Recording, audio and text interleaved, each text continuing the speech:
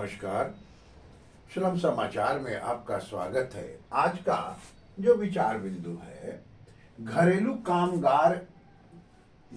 काम का आर्थिक मूल्य, यानी जो घर में महिलाएं काम करती हैं उनका मूल्य क्या है। बहुत जब हम विद्यार्थी थे पटना विश्वविद्यालय लेबर एंड सोशल वेलफेयर के, तो हमारे गुरुदेव doctor GP Sinha ji class में इस विषय को उन्होंने बताया था कि क्या मूल्य है, और इस पर एक क्लास उन्होंने लिया था। ठीक वही विषय आज कलकत्ता उच्च न्यायालय के फैसले में आया है। कलकत्ता उच्च न्यायालय ने एक केस में फैसला दिया है। एक महिला एक्सीडेंट में मृत्यु हो जाती है, तो उसके लोगों ने, परिवार वालों ने केस किया, और केस किया तो स्वाभाविक है, जो दूसरा पक्ष था धक्का मारने वाला, उसने कहा कि घर में काम करने वाली महिला का तो कोई अर्थ होता नहीं है, कोई आर्थिक पक्ष नहीं है। तो देखिए बहुत अच्छा, यानी कोर्ट ने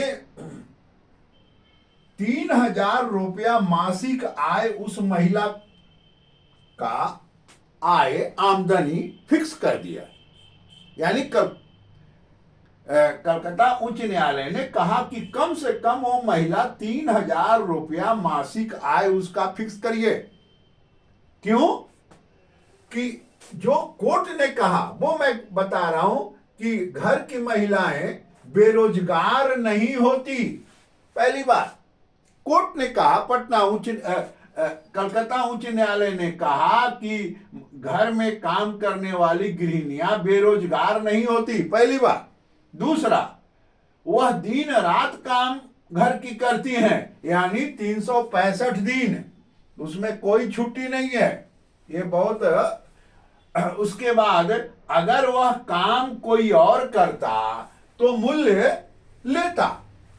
देखिए ये भी आ गया एक बहुत अगर मान लीजिए घर में घरेलू कामगार काम करे तो स्वाभाविक है वो मूल्य लेता। और बिहार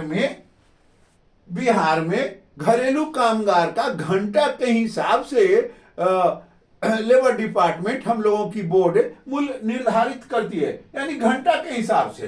तो स्वाभाविक है, बहुत अच्छी बात जज साहब ने कहा। और गृहिणियों को कमाऊ के रूप में देखना चाहिए, वो भी काम कर रही है, घर की काम कर रही है, यानी घर के आर्थिक स्थिति को वो मददगार है। तो स्वाभाविक है कि घर अगर सही है तो समाज सही होगा, समाज सही होगा तो राष्ट्र होगा, यानी बहुत अच्छा। और 6 लाख रुपया उन्होंने अपने आदेश में उस पक्ष को कहा कि आप उस महिला को 6 लाख रुपया दीजिए, ये आदेश दिया। यानी एक औसत आयु, ये भी जो 3,000 रुपया है, एक औसत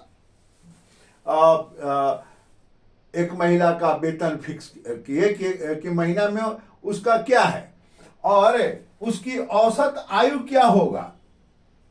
अधिकतम में कोई व्यक्ति कितना दिन जिंदा रहता है, तो 60 के बाद तो सभी विभाग में रिटायरमेंट, तो औसत आयु के बाद। यानी कलकत्ता उच्च न्यायालय ने वही फैसला दिया जो डॉक्टर जीपी सिन्हा हमको 1980 में पटना विश्वविद्यालय में पढ़ाए थे। यानी जितनी बात डॉक्टर जीपी सिन्हा ने हमें क्लास में बताया था, उससे न दाएं जज साहब ने बताया न बाएं। तो ये एक बहुत अच्छा सामाजिक फैसला है। तो इस वीडियो को आप लाइक करें, सब्सक्राइब करें, कमेंट करें, शेयर करें। नमस्कार।